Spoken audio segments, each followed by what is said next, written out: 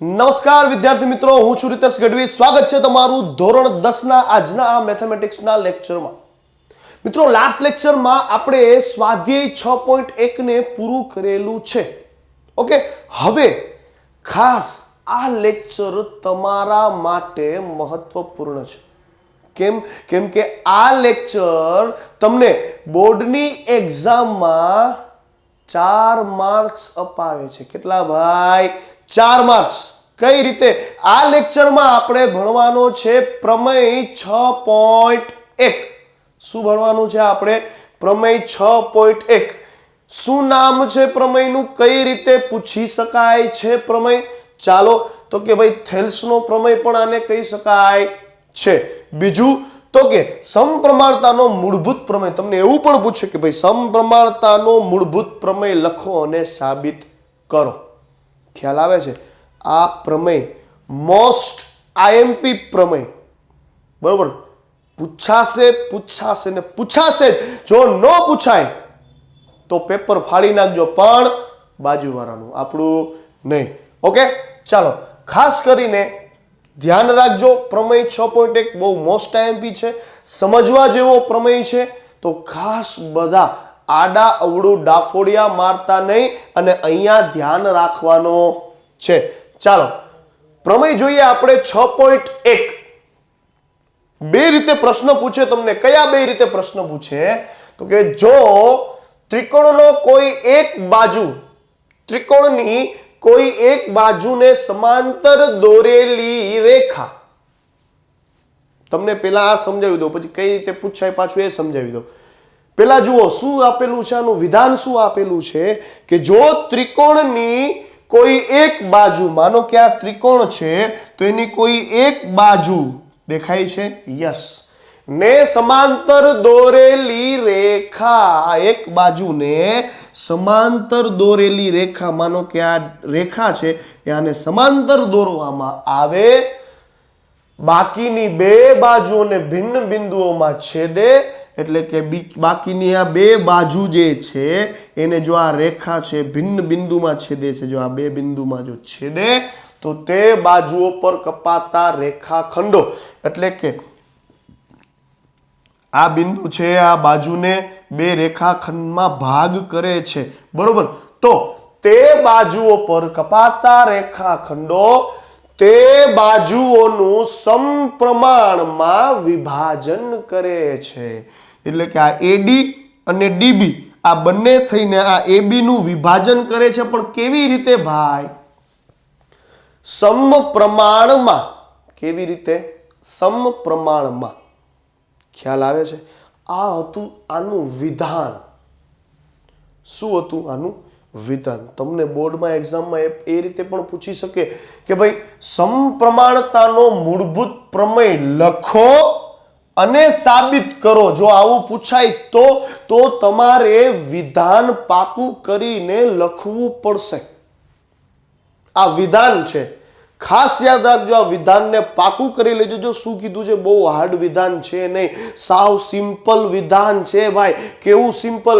તો કે જો પેલા કોઈ એક ત્રિકોણ આપણે વિચારી લો, જો ત્રિકોણની કોઈ એક બાજુ, ગમે તે એક બાજુ ધારી લેવાની, માનો કે જો કોઈ ત્રિકોણની કોઈ એક બાજુ, આવી ગયું, જો કોઈ ત્રિકોણની કોઈ એક બાજુ ને સમાંતર દોરેલી રેખા, તો જે બાજુ ધારેલી જેને એક રેખા સમાંતર દોરી લ્યો, બરોબર? ત્રિકોણની કોઈ એક બાજુને સમાંતર દોરેલી રેખા બાકીની બંને બાજુને ભિન્ન બિંદુએ છેદે, બાકીની આ બંને બાજુ, આ એક રેખા ધારેલી છે, આ બંને બાજુને જો ભિન્ન બિંદુએ છેદે, એક આ ને એક આ, તો તે બાજુ પર કપાતા રેખાખંડો, એટલે આ રેખાખંડો બન્યા, બરોબર? તે બાજુ પર કપાતા રેખાખંડો તે બાજુઓનું સમપ્રમાણમાં વિભાજન કરે છે। આ સરખા પ્રમાણમાં વિભાજન કરે છે, એબી નું અને એસી નું। ખ્યાલ આવે છે? સિમ્પલ સરળ વિધાન છે, ખાસ યાદ રાખજો વિધાન। ઓકે, અને સમપ્રમાણતાનો મૂળભૂત પ્રમેય પણ તમને પૂછે, અથવા તો એમ પણ પૂછી લે કે થેલ્સનો પ્રમેય લખો અને સાબિત કરો, બરોબર મિત્રો? તો ખાસ યાદ રાખજો। ઓકે, જો તમને એમ કે સમપ્રમાણતાનો મૂળભૂત પ્રમેય લખો અને સાબિત કરો, તો નીચે અહીંયા વિધાન લખવાનું અને પછી આ આખું વિધાન કોપી ટુ કોપી લખવાનું છે, ભૂલતા નહીં, નકર માર્ક્સ કપાઈ જશે. ખ્યાલ આવે છે? ચાલો, હવે પ્રમેયની આપણે શું કરીએ, શરૂઆત કરીએ. બરોબર, આવી આકૃતિ તમને આપેલી હશે નહીં, આ આકૃતિ તમારે બનાવવાની છે. જો ત્રિકોણની કોઈ એક બાજુ, પહેલા તો ત્રિકોણ બનાવવાનો, કોઈ એક બાજુ ગમે એક બાજુ એટલે નીચેની જ બાજુ લેવાની, એનાથી એક સમાંતર રેખા દોરી નાખવાની. બરોબર, એને નામ આપી દેવાનું DE અને BC. બરોબર, આ શું કર્યું આપણે, તો કે આ છે પક્ષ. જે વસ્તુ કરેલી છે, જે વસ્તુ રકમમાં આપેલી છે, એને કહેવાય પક્ષ. એટલે કે જ્યારે પ્રમેય આપણે સાબિત કરીએ પહેલા પક્ષ અને સાધ્ય લખવાનું ભૂલવાનું નથી. ચાલો, પક્ષમાં શું લખવાનું, તો કે ત્રિકોણ ABC ની બાજુ BC ને સમાંતર રેખા બાકીની બે બાજુઓ AB અને AC ને અનુક્રમે D ને E માં છેદે છે. સિમ્પલ પક્ષ લખી નાખવાનું. બરોબર, કઈ રીતે લખવાનું, જે વસ્તુ આપણે કરીએ છીએ એ લખવાની, કે ભાઈ ત્રિકોણ ABC માંથી BC છે શું છે, તો કે સમાંતર બાજુ છે. બરોબર, અને સમાંતર બાજુ BC છે એ ત્રિકોણની બાજુ છે. હવે એને સમાંતર દોરેલી રેખા બાકીની આ બંને બાજુને શું કરે છે, તો કે D અને E માં બિંદુમાં છેદે છે. આ AB અને AC ને અનુક્રમે D અને E બિંદુમાં શું કરે છે, છેદે છે. આ રીતનું તમારે પક્ષ લખવાનું. ખ્યાલ આવે છે? હવે સાબિત કરવાનું છે શું સાહેબ, સાબિત સાધ્ય એટલે શું, કે જે વસ્તુ તમારે સાબિત કરવી છે એને સાધ્ય કહેવાય. ઓકે, સાધ્ય શું લખશું, સાધ્ય તમારે લખવાનું છે, જો આ લીટી જુઓ, કે બાજુઓ પર કપાતા રેખાખંડોને તે બાજુઓનું સમપ્રમાણમાં વિભાજન કરે છે. શું કરે છે ભાઈ, સમપ્રમાણમાં વિભાજન કરે છે. એટલે કે આ AD રેખાખંડ જે બન્યો એ, DB રેખાખંડ જે બન્યો એ, આ બંને રેખાખંડ વિભાજન કરે છે. કોનું, તો કે આ AB આખી બાજુનું વિભાજન કરે, પણ કેવી રીતે, સમપ્રમાણમાં. AB માં જે રીતે થાય એ જ રીતે AC માં બંને બાજુનું આ બધા રેખાખંડો શું કરે છે, વિભાજન કરે છે.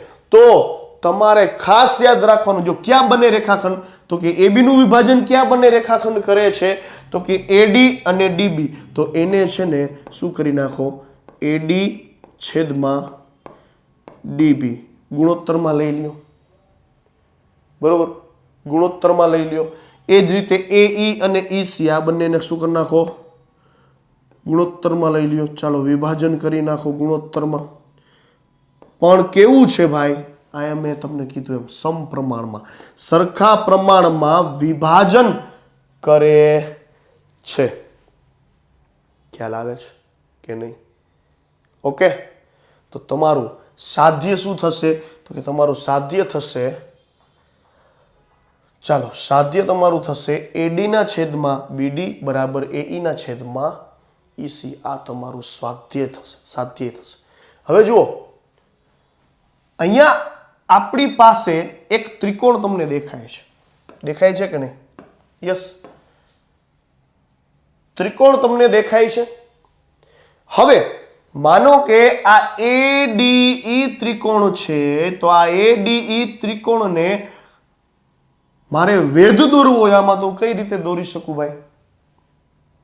માનો કે ત્રિકોણ છે, બરોબર, તો હું AD ને પાયો લઉં તો વેધ ક્યાંથી દોરી શકું? બરોબર, માનો કે તમે કોઈ પણ આ ત્રિકોણ લ્યો છો તો એનો વેધ તમે દોરો છો, તો કઈ રીતે દોરો છો? માનો કે આ ત્રિકોણ છે, બરોબર, આ ત્રિકોણ છે A, આ D અને આ E. માનો કે આને વેધ લઉં, DE ને વેધ લઉં, તો એનો સામેના ખૂણા ઉપરથી તમે શું કરી શકો, વેધ લઈ શકો. આ DE ને હું પાયો લઉં તો એના સામેના ખૂણા ઉપરથી તમે શું કરી શકો ભાઈ, વેધ દોરી શકો. યસ, જો હું AD ને પાયો તરીકે લઉં તો મારે આ સામેના ખૂણા ઉપરથી શું કરવું પડે? લંબ દોરવો પડે, વેધ દોરવું પડે. જો AE ને પાયો લઉં તો મારે સામેના ખૂણા ઉપરથી શું કરવું પડે? વેધ દોરવો પડે. ખ્યાલ આવે છે? ઓકે, તો હવે હું અહીંયા શું દર્શાવીશ? વેધ દર્શાવીશ. ત્રિકોણ ADE નો વેધ દર્શાવવો હોય તો મારે શું કરવું પડે? તો કે AD છે એને પાયો જો લીધો હોય તો એની સામેનો ખૂણો છે E, તો એમાંથી હું શું કરીશ? એક વેધ દોરીશ. અહીંયા 90 નો ખૂણો બનશે ભાઈ. ઓકે, હવે વેધ હંમેશા કેવો હોય? લંબ હોય. ધ્યાન રાખજો, આ મધ્યગા નથી કે બાજુની સામેના મધ્ય બિંદુએ સ્પર્શે, એ વાત કરવાની નથી. આને કહેવાય વેધ. જો વેધ અને મધ્યગા, ખાસ યાદ રાખજો, વેધ કોને કહેવાય, મધ્યગા કોને કહેવાય, ખાસ યાદ રાખજો. કન્ફ્યુઝન કરવાનું નથી. અમુક સ્ટુડન્ટને વેધ ને મધ્યગા બે સરખું જ લાગતું હોય. ના, સરખું નથી. વેધ કોને કહેવાય? તો કે જે કોઈ પણ બાજુ હોય એના સામેના ખૂણા ઉપરથી તે બાજુને લંબ દોરવામાં આવે. જો લંબ દોર્યો, આને કહેવાય વેધ.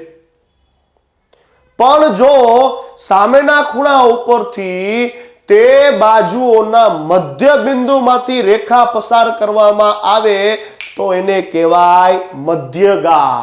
ખ્યાલ આવે છે? કન્ફ્યુઝન કરવાનું નથી. તો અહીંયા મેં વેધ કરી નાખ્યો, EN નામ આપી દો. બીજો વેધ દોર્યો DM. ઓકે, આ મેં વેધ દોર્યા છે. વેધ દોરી લેવાના. આપણે વેધની શું છે ભાઈ જરૂર છે. તમને ખબર આગળ પડશે કે સાહેબ તમે વેધ શું કામ દોર્યા. ત્રિકોણમાં વેધ દર્શાવી દો, આગળ કામ આવવાનું છે આપણે, કેમ કે આપણે સાબિત કેટલુંય કરવાનું છે.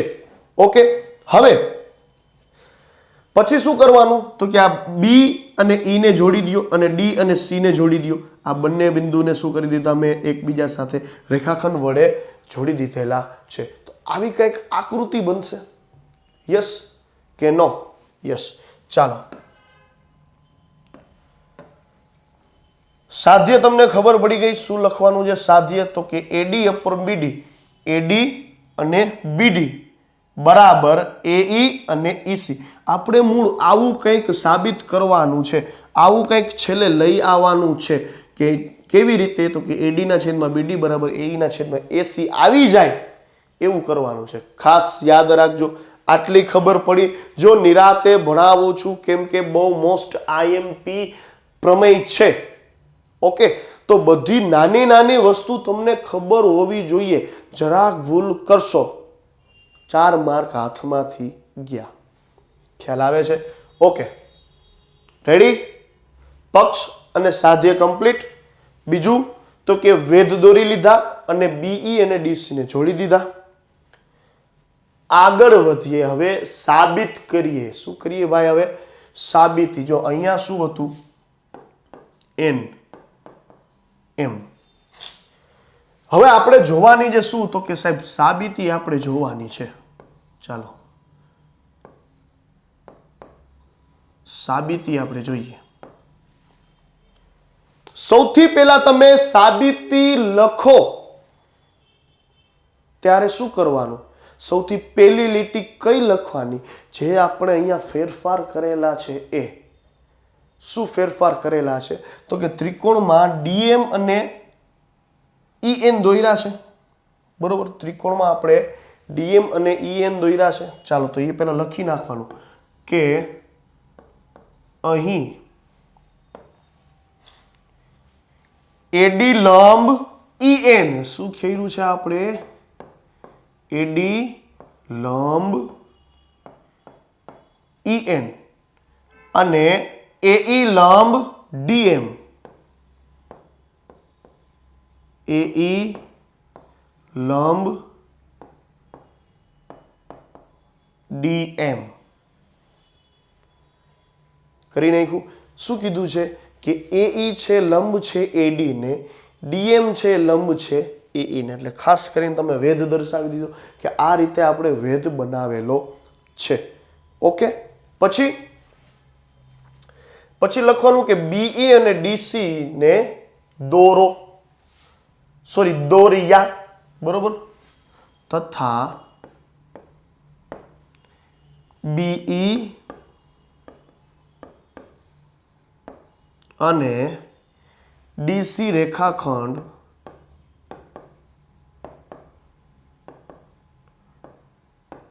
દોરિયા. દોરિયા લખવાનું, કેમ કે તમે દોરો છો, સાહેબ દોરતા નથી. દોરો એમ નહીં લખવાનું, તમે દોરો છો એટલે મેં દોર્યા એમ.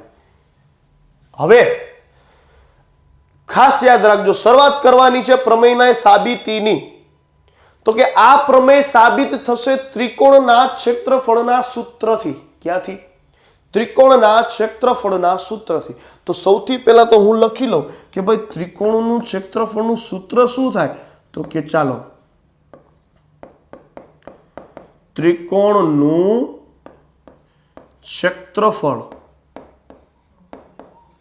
બરાબર શું થશે? 1/2 ગુણ્યા પાયો ગુણ્યા વેધ. જો વેધની જરૂર પડશે, હવે ખબર પડી તમને કેવી રીતે વેધની જરૂર પડશે? યસ.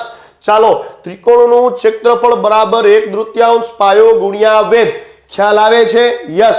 સૌથી પહેલા ત્રિકોણ લઈ લઉં. ચાલો, હવે ખાસ યાદ રાખજો, એક બીજી ડિટેલ, બેઝિક ડિટેલ તમને સમજાવું. બેઝિક ડિટેલ તમને સમજાવું કઈ રીતે. જુઓ સર, જો લઘુકોણ ત્રિકોણ હોય, એક ત્રિકોણ કાટકોણ ત્રિકોણ હોય અને એક ત્રિકોણ ગુરુકોણ ત્રિકોણ હોય, તો આ ત્રણેયના ખાસ યાદ રાખજો, આ ત્રણેયના વેધ કઈ રીતે દોરવામાં આવે છે.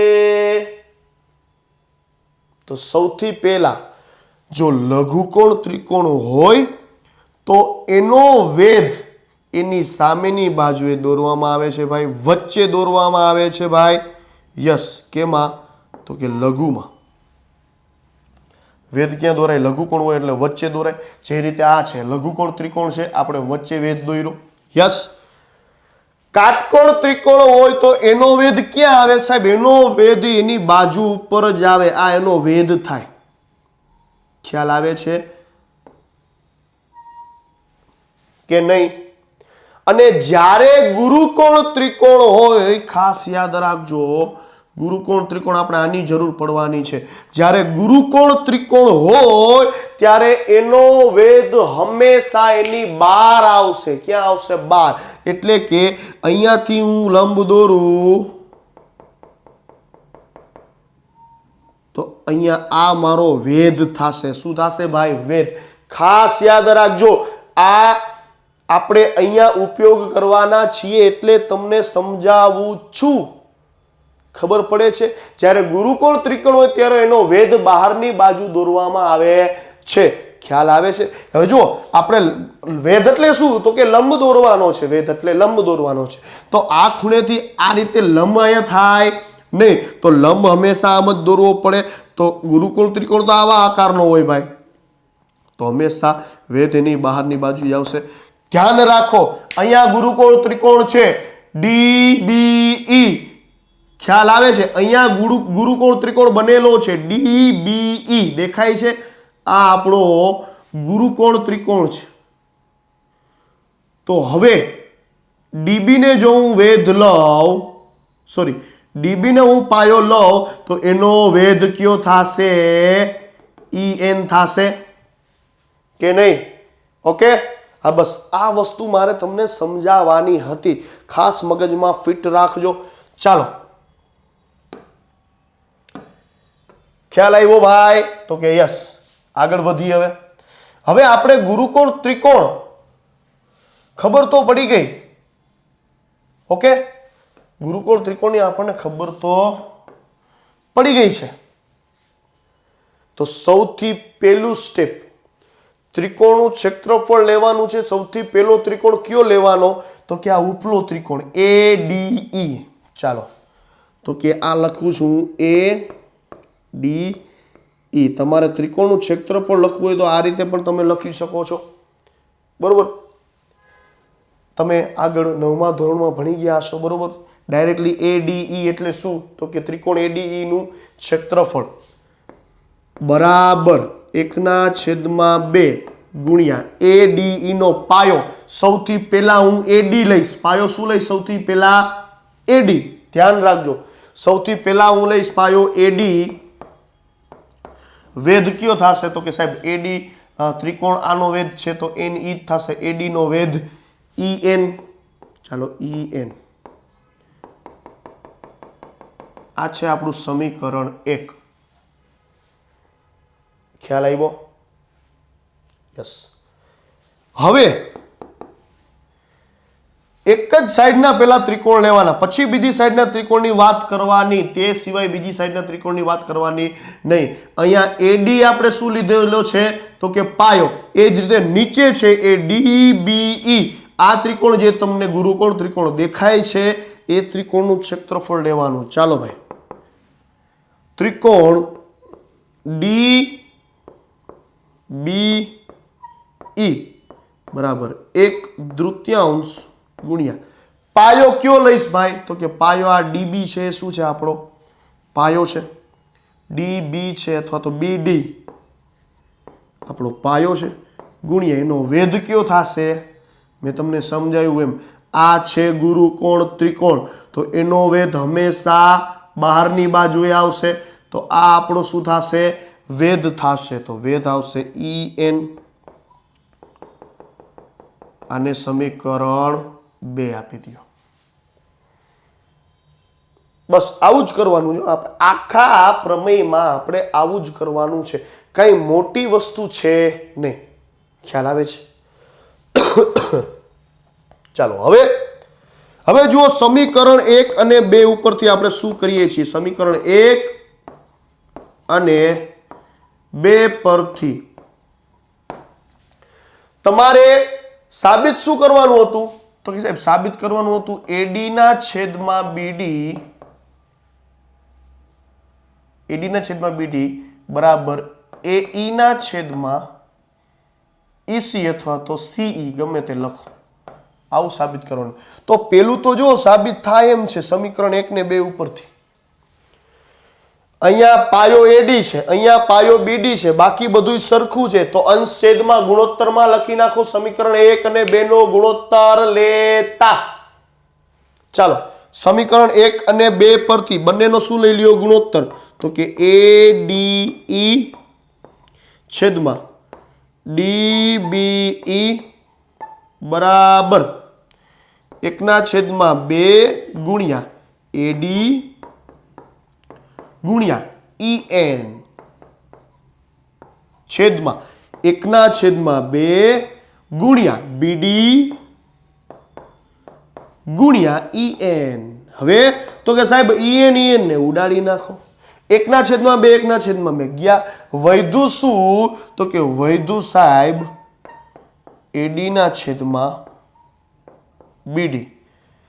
તો કે ADE ના છેદમાં DBE બરાબર AD ના છેદમાં BD. આટલું વૈધું. આટલી ખબર પડી કે નહીં? તો કે યસ. હવે એક પાર્ટ પૂરો થઈ ગયો. એટલે કે એક સાઈડનો બધા ત્રિકોણ આપણે લઈ લીધા. હવે આ સાઈડનો વારો. જે રીતે આપણે અહીંયા કરેલું છે એ જ રીતે આપણે હવે આ સાઈડ કરવાનો છે. ચાલો આ સાઈડ કરીએ. ચાલો N. ખ્યાલ આવે છે?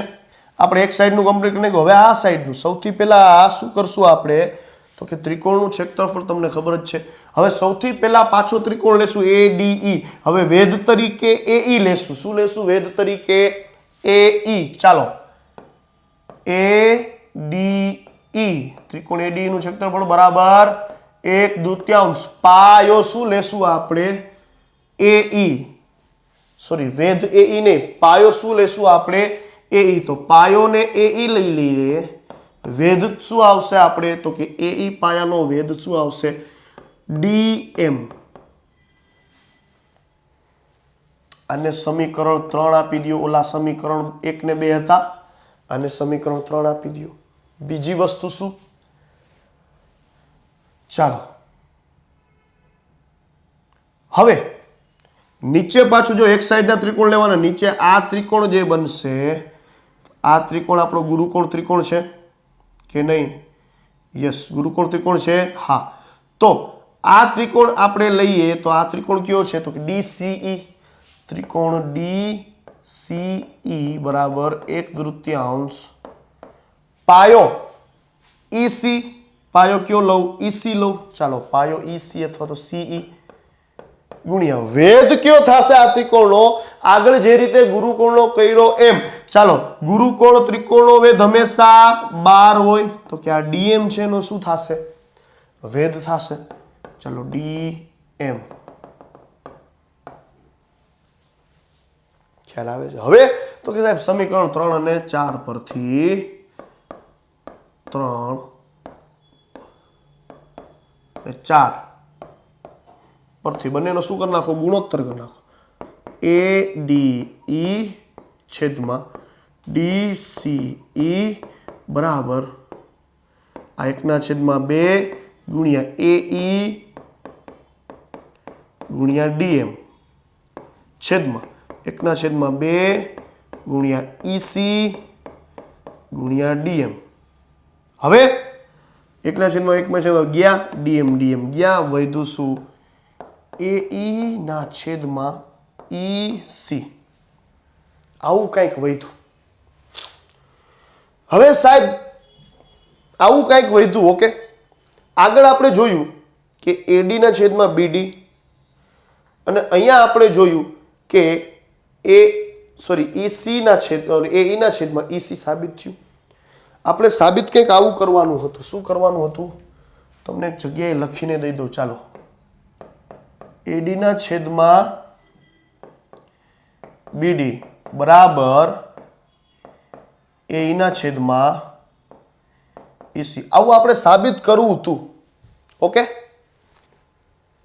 હવે આગળ તમે જોવો તો ADE ના છેદમાં DBE બરાબર AD ના છેદમાં BD છે. ચાલો, એ આપણે આગળ લખી નાખીએ. ચાલો, આગળ લખીએ. અહીંયા લખીએ ADE ના છેદમાં DBE. ચાલો, DBE બરાબર તો તમને ખબર છે કે AE ના છેદમાં AD ના છેદમાં BD આગળ આપણે ભણ્યા એ પ્રમાણે થયું હતું. અને બીજી વસ્તુ અહીંયા શું થઈ છે? તો કે ADE છેદમાં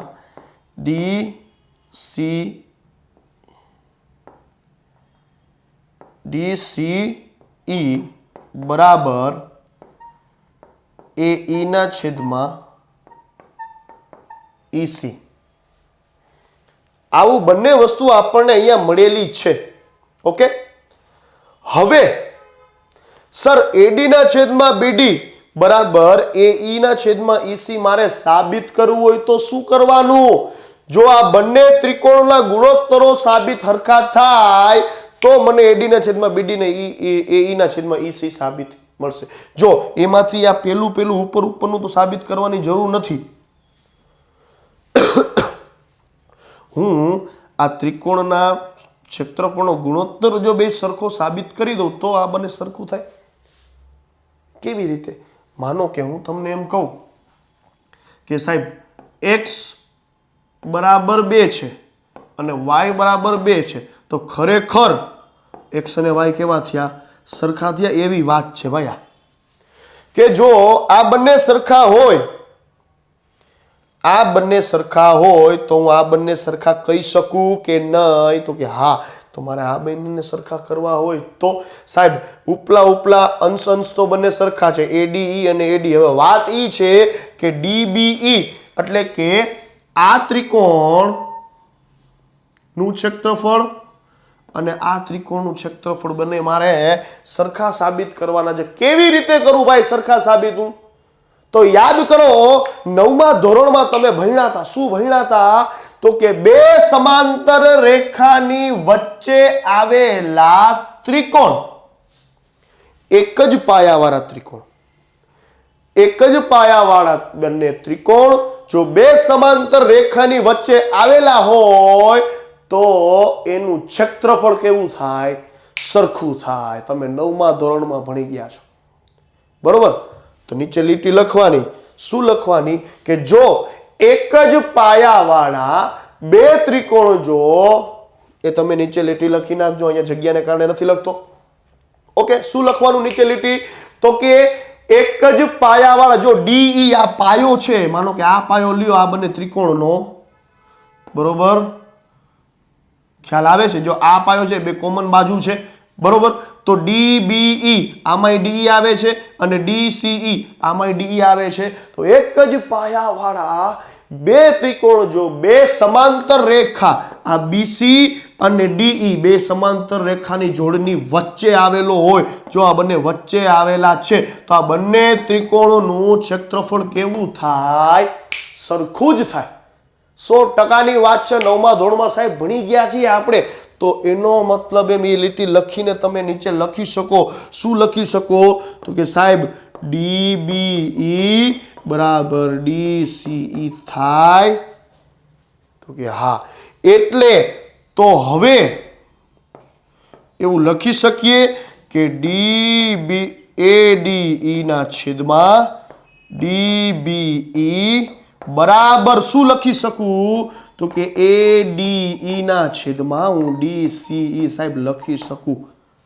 અને આવું જો હું લખી શકું તો સાહેબ આ એડી ના છેદમાં બીડી અને એઈ ના છેદમાં ઈસી હું સરખા લખી શકું? યસ, 100% તમે સરખા લખી શકો. તો ચાલો સાબિત થઈ જાય છે.